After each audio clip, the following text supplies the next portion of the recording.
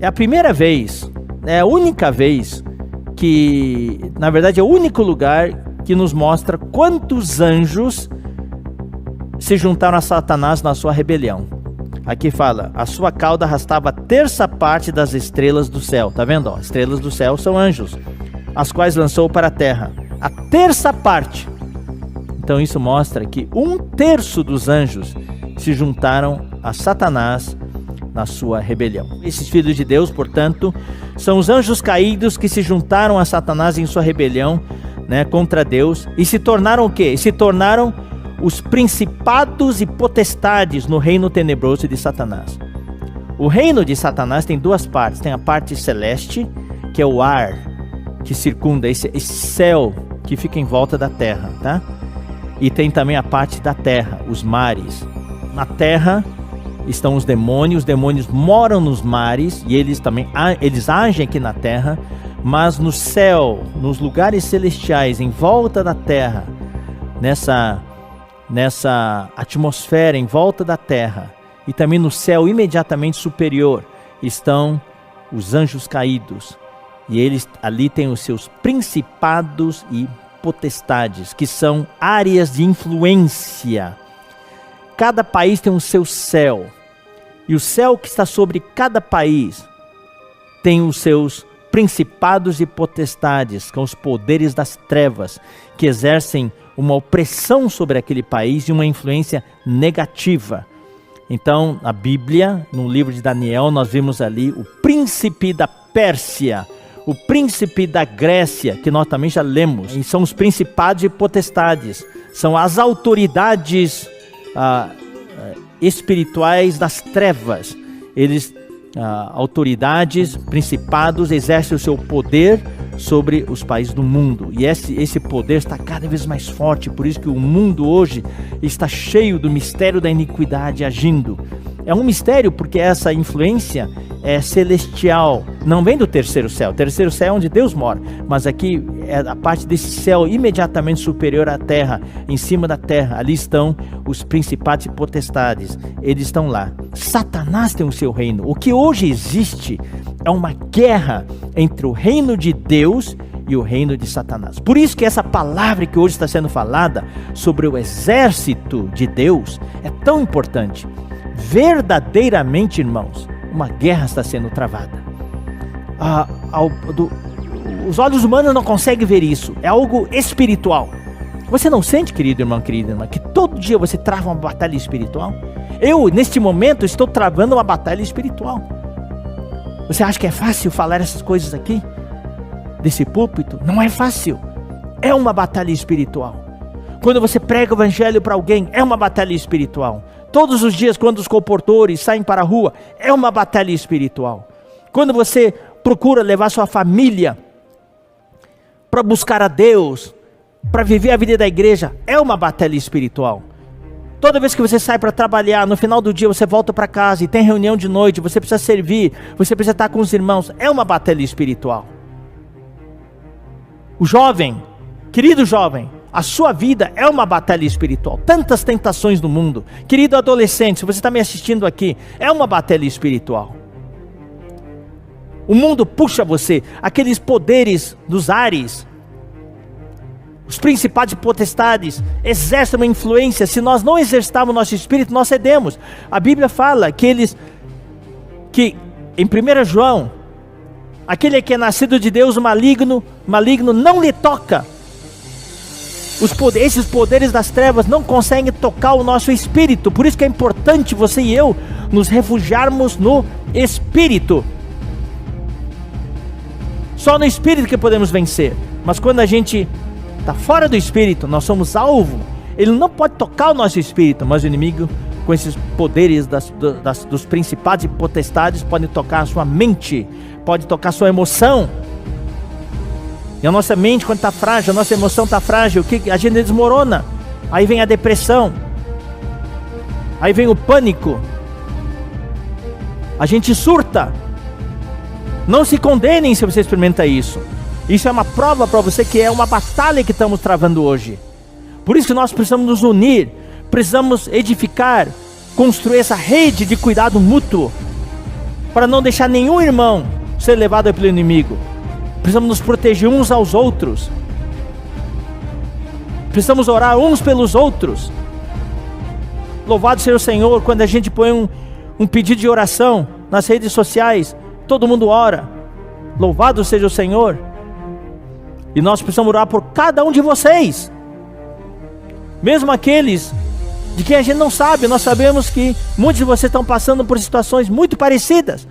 Então a gente precisa orar. E quem está perto, está sabendo da situação, precisa orar mais ainda, porque é essa rede que a gente precisa construir entre os irmãos. Existe o reino de Deus. Deus quer trazer o reino dele, mas tem um reino aqui na terra que impede, que não quer que o reino de Deus venha. Esse reino é o reino de Satanás. Então lhe trouxeram um endemoniado, cego e mudo, e ele o curou, passando o mudo a falar e a ver. E toda a multidão se admirava e dizia: é este porventura o filho de Davi?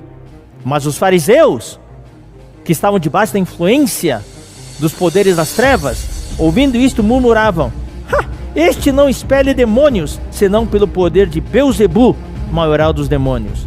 Jesus, porém, conhecendo-lhe os pensamentos, disse: olha só, todo reino dividido contra si mesmo ficará deserto.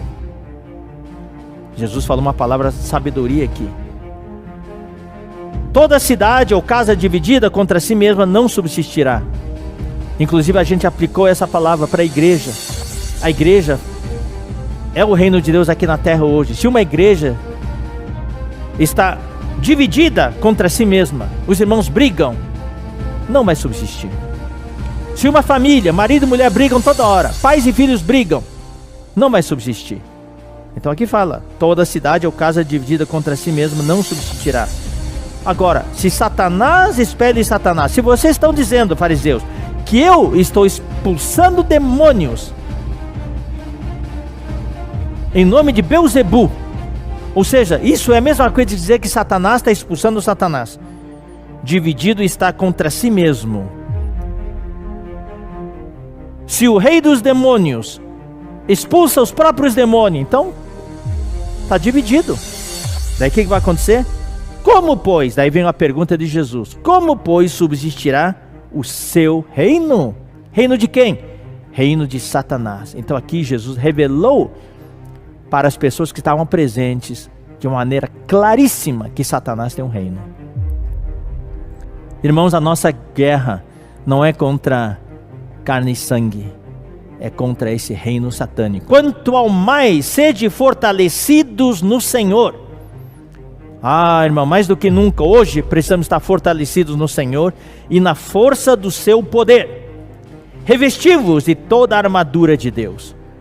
Nós estamos numa guerra, a gente precisa revestir. Todo dia quando você acorda, você precisa invocar o nome do Senhor e se revestir dessa armadura de Deus. Para quê? Para poderes ficar firmes contra as ciladas do diabo. O diabo arma ciladas para nós, arma armadilhas para nós. Nós temos que tomar cuidado para não cair nas armadilhas dele.